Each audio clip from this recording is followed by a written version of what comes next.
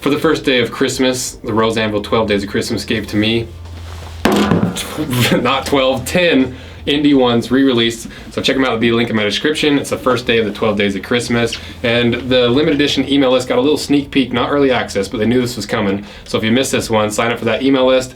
Check back in on our social media on Instagram at Rose_Anvil to see what the next deals are, the next giveaways for the 12 days. And we will never announce any winners in the comments. So if you get a comment from us that looks like us, it's not us, it's a scam. So don't get scammed, you filthy animals. Merry Christmas.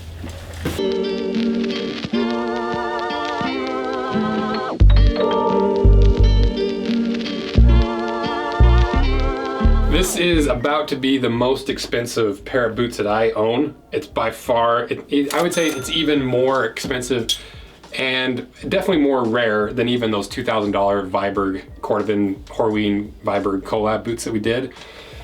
They're pretty close, but I think these ones are more rare because there's only one in existence, and Nix made them for me. They won't make you a pair. So don't ask them, they'll be mad at me if you go ask them to make you a pair. But they're valued at somewhere between $2,000 and $2,500. I tried so hard not to say $2,000 and $2,500. Apparently I learned that in my youth, and $2,500 isn't a real number.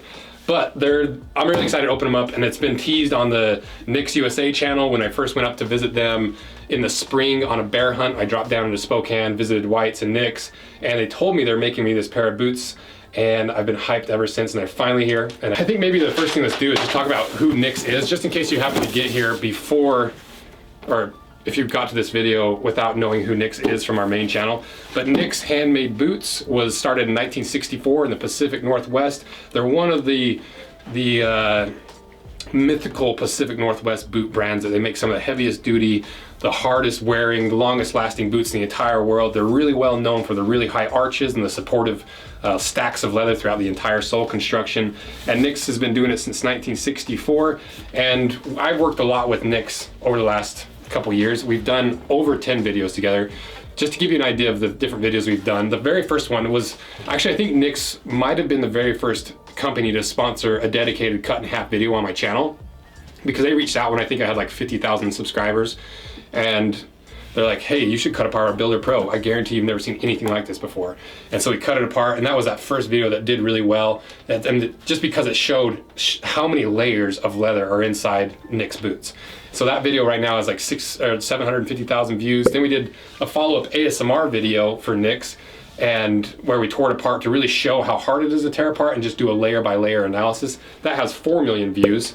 And then over the past couple years, we've done more and more with them. We did like their Vegetown Roberts. We did another huge video, was like Indestructible, where we shot with guns. I can't remember everything we did. I don't think we built the guillotine for that one, but we x-rayed it. We took it to the Water Jet channel, who's just like up the road from us, and they use their giant water jet to cut it in half. We did a follow-up video of that, tearing it apart, and that video, it has like over 2 million views now, and that's what really started the collaborations for me and the collaborations that we've done with Nix, where people wanted that boot so bad, but it's so impractical and it's so hard to build, that the Indy one, which was my very first collaboration boot I did with Nix, was essentially, how do we take this indestructible boot and boil it down and condense it into a wearable boot that you could actually wear every day while still being the beefiest, strongest, longest lasting apocalypse boot that money could buy. And that was the first collab. We released 500 of them, and I think they sold out in like 3 days. So that was really, really fun. And we did a video on that, and that's where we built the guillotine and showed like the whole whatever. And unfortunately I had to tear that guillotine down. But we will rebuild it at some point when we get to the dream shop, because right now we're just renting. My life goal and dream is just to have this giant shop with all my fun tools and equipment in there. I want like a leather working area, woodworking, metalworking, mechanicking. That's the dream shop, including having a wall guillotine so we could chop boots in half on occasion. So then after the Indy one, we did their mock toe boot. That's arguably the highest quality mock toe in the world. Then we did their tactical boot, which was really unique construction. Then this July we released the Indy 2 and did a video on that. And the Indy 2 was really fun because we designed that patch in-house. We designed it ourselves, sent it over to Nick's, and like, could you put this on a boot? Is this even possible? And they're like, yeah, let's try it, let's do it. And people are starting to get their boots right now from the Indy 2 release this from just barely in July. And it's so fun watching everyone get their boots and sending me pics and show me how they wear. So if you guys have any of the collabs, send them to me because I love seeing everyone's pics. And after that, I think it was the last video was the women's mock toe. And then we have another video planned with Nick's with their new Chelsea boot that they released that is a beautiful boot. I'm really excited to get my hands on it and see what it's really like. And that's basically the timeline of how much we've worked with Nick's and what we've done with Nick's. And so because of that history that we have with Nick's, this, as far as I understand, was like a thank you from Nick's, a little bit of a, hey, we've had a great working relationship and we wanted to make you this pair of boots to congratulate you. And I think at the time I just passed 500,000 subscribers. And so it was a very nice and generous gift from them. And so I thought first of all, it'd just be fun to make some content around this, but also as a thank you, I thought I'd make this video and also try to drive some traffic to their website and their Instagram and their YouTube channel. So I'll put links to all their stuff in the description so you go check them out, because if you like my content, there's a good chance you'll really like their content. So I think the last thing we need to talk about is, what is this boot? Well, this is technically the NDC, because we had the indestructible boot that we did a video on. The first collab was the Indy 1, the second collab was the Indy 2. This is a spin-off of the Indy collection, the NDC. So let's open this thing up and do a little unboxing and show you guys why this is the most expensive work boot in the entire world and what makes it worth $2,500. So make sure I'm still recording before I do this, because for whatever reason the Sony that I started recording with will only record for 20 minutes, and it's so obnoxious because I have to like set a timer and make sure I'm paying attention to my monitor. It's annoying. So the classic craft box that Nick's throw their boots in, and very much a work boot packaging. You know, you compare that to like the Alden packaging. Actually, the Alden packaging was kind of garbage because yeah, but whatever. Okay. I honestly don't know how to do these unboxing because I'm not like a super excitable guy, and I don't know how people do these on screen. So this is the best I've got. So here we go. More cardboard. Oh, that was a good opening. Look at that. Okay, first, let's start with the unboxing. These are so beautiful. So first things first, we got them wrapped in a beautiful Nick's t-shirt. I didn't even know Nick's made t-shirts. But I love, my new favorite thing is industry specific merch, because you know, like Seidel, I have those Seidel shirts, the tannery in Milwaukee, I think is where they're at. And I think they just make them for like their crew. And so to have a really industry specific shirt that only like the employees have, or a small batch of them are made from time to time, I love that.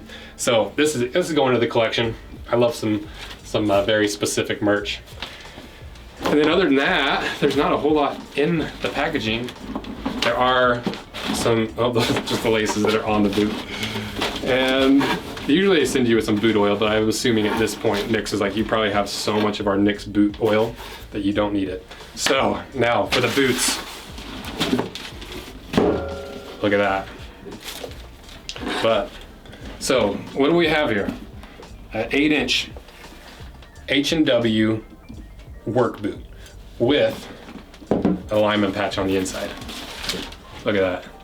So very reminiscent of the Indy 1, where we had the inside Lineman patch and the toe cap, but all out of the most expensive leather in the entire world. Cordovan, most leather, like the leather that we use in our products, is all American tan. We use Horween's Chrome Excel, and we use like Wicked and Craig's Veg Tan leather. All of that is around $8 to $12 a square foot. Cordovan is like anywhere between $100 to $150 a square foot. So that's a big part of the reason why these are so expensive, because this whole boot is made from shell cordovan. You know, and even you compare it to the engineer boots that I got that are basically an 8-inch engineer boot that was made out of Horween shell cordovan. Those are $2,000. So that's where you get that price point and that general idea of how you can make a work boot $2,000. So let's get these out. Oh, they're so pretty. I can't wait to start wearing them. And the thing is, with these boots, like I think most people would want to just baby them and not ever touch them. But for me, I'm like, let's see what cordovan can actually do. So I'm not gonna baby these at all. And we're just gonna see how cordovan lasts as a work boot material, just for fun. So now let's start going through the details of this thing, starting with the leather. So it's cordovan, right? But what kind of cordovan? Because it's not shell cordovan from Horween. It's shell cordovan from Toscana, Italia. Okay, so it's an Italian tannery that I think they started making cordovan like 20 years ago. They don't have quite as long of a lineage of making cordovan as Horween, but over the years I've seen a huge improvement in their cordovan quality, and now it's to the point where if you didn't know any better, it'd be almost indistinguishable from Horween's Chrome XL. And it's so beautiful, because you might be thinking like, oh, well, it's pretty splotchy, isn't it? Well, that's kind of the idea with this. This is a marbled shell cordovan. So the idea is you get some of these really interesting colors and highlights and lowlights and the character that comes from how they, to be honest, I don't really know if they just purposely make it splotchy, but I think it's absolutely beautiful. You know, I appreciate a nice clean flat cordovan, but to have like this marbling effect, especially like look up here on this quarter panel, it's so pretty. And I was talking to Nathan at Nick's, and I believe he's the one that was kind of in charge of this and was planning out what pieces go where, and you can tell he meticulously chose certain panels for certain areas so it flows really naturally. You get splotchy leading into splotchy, you get lighter tones leading into lighter tones. It's so pretty. I'm a little bit, I kind of don't want to wear them because they're like, you know when you get something new and you're like, I don't want to scratch this at all, and then you get the first scratch and then you stop caring about it.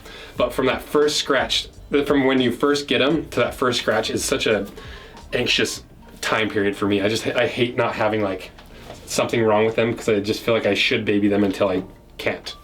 So then maybe the next thing we go over is, look, is this, I don't think this is cordovan, is it? The tongue?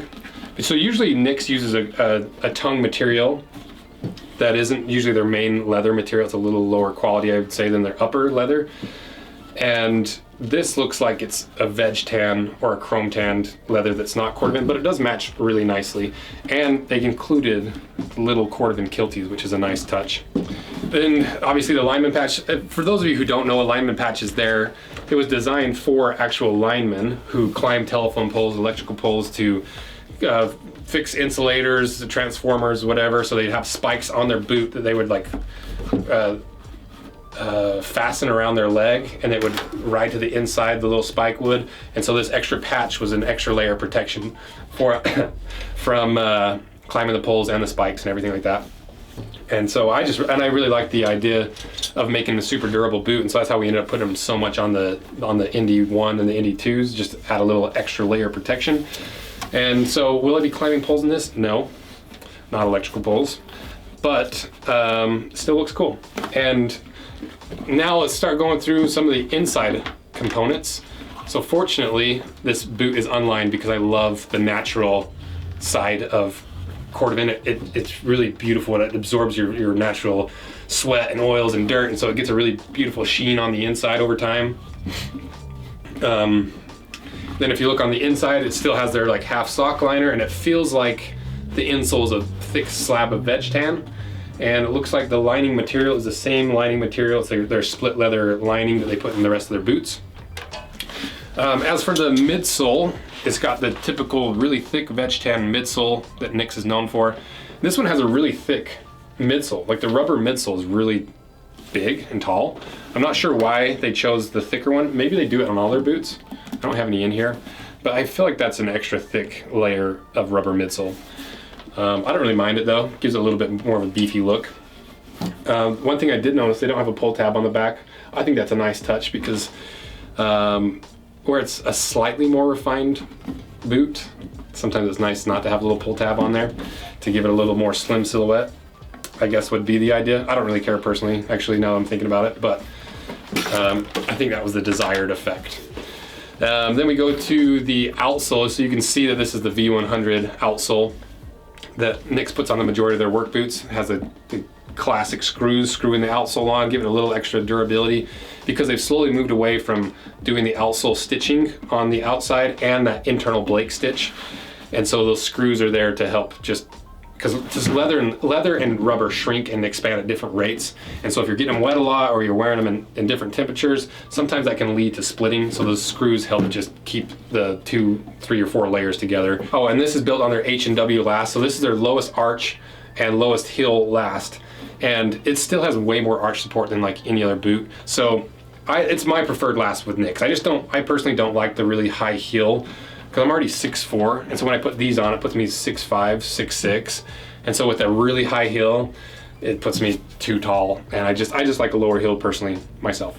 And I think that's pretty much everything. It's a really beautiful boot. And the thing is with Nicks boots, especially the H&W last, when I first get them, I'm really excited about them. I think they're really beautiful, but it's really after like a week's worth of wear that you really see how the boots are going to look and how beautiful they're going to be, because right now it just is very like, it kind of looks like a seal. It's very like smooth. There's not a whole lot of contours to it, but once you start wearing it, like this instep kind of breaks in, the toe starts to give its own shape. Well, that's another thing, is the toe is unstructured. I requested an unstructured toe for this cordovan, because once again, like in that Alden video that we just did, the 5 complaints and 5 likes, 13 dislikes.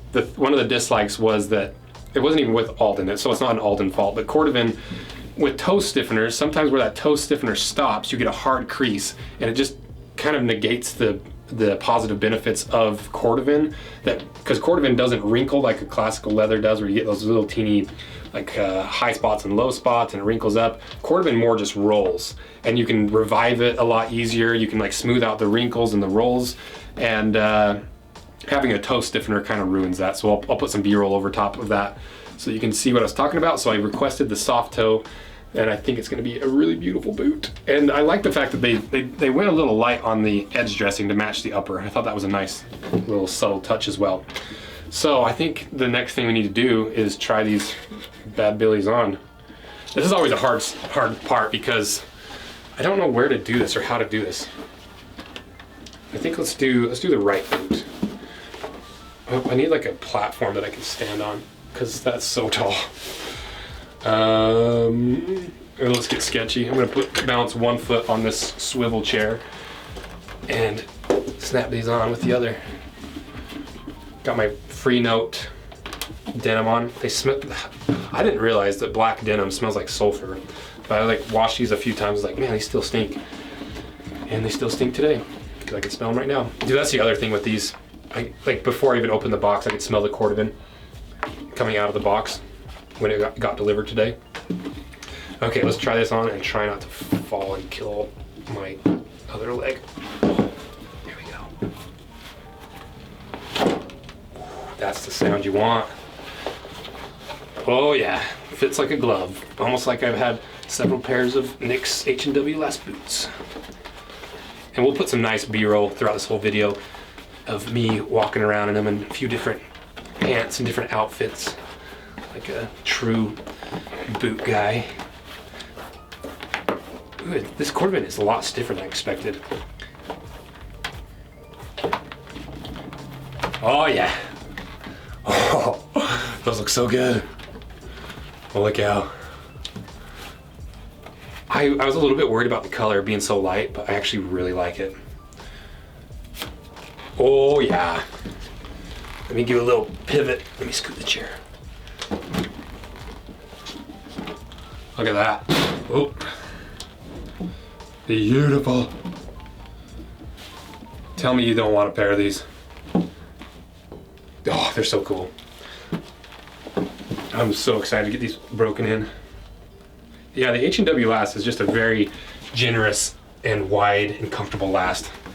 You can, like for me, I'm a 10 on the Brannock, and a 9.5 is what I wear on the H&W last, so it allows me to have a little bit of wiggle room, allows me to wear thicker socks without stressing that it's gonna squish my toes. And did I say I got a 9.5? Brannock is a 10, and I get a 9.5 in the H&W, and it fits me perfectly. And that's usually what I recommend, and for all the collabs we've done, people seem to be really happy with that sizing, half a size down from your Brannock for the H&W last.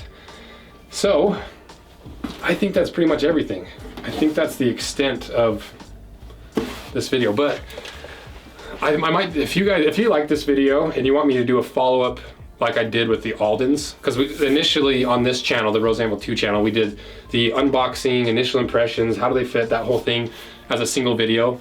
And then a month later, after wearing them for a month, pretty much straight, then we did like a follow-up video of like, okay, here's everything I like, here's everything I don't like, and more importantly, here's how the boots are aging and what they look like. And yeah, so if you guys like this video, be sure to help this video out, like and subscribe, do all that stuff that everyone's always asking you to do, because that's what helps me prioritize making these videos that you guys want to see, because this channel is all just for fun. You know, we make maybe a little bit of money here and there with it, but not compared to the main channel. You know, my time would be better spent on the main channel, but I like doing these in-deep dives and like convincing some of these brands to make me really cool boots and justifying being able to buy really expensive boots that I can't wear. Speaking of, I think those Vibergs are just not gonna fit. I don't know what to do with them because I have such skinny ankles and feet that my foot is just, it's like I put it in a cardboard, not cardboard, a paper bag. Like they're just so loose and floppy. So if you have any ideas on what I should do with those Vibergs, the $2,000 cordovan Vibergs, let me know, because they're currently sitting on my shelf doing nothing. So fortunately, that's not gonna be the case with these because I already know they fit, and I'm excited to wear them. And huge thanks again to Nix for giving me these boots. They didn't even charge me for them, so they're like, it was really, really, really nice of them, and I really appreciate the partnership, the relationship that we've had with them.